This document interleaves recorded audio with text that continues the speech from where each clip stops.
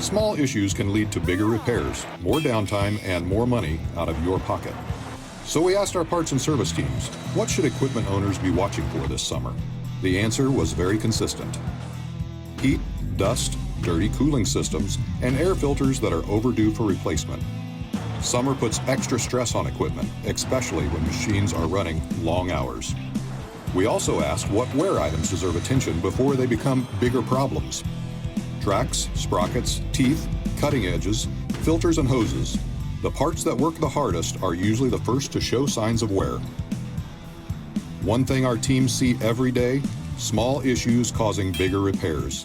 A worn component can damage other parts. A maintenance item can become a repair, and a repair can turn into unexpected downtime.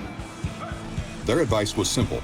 Take a few minutes to inspect wear parts, check your fluid levels, clean your cooling system, and don't wait for a problem to get worse. If something doesn't look right, start with your local Bobcat of Atlanta parts and service team. We're here to keep you work ready.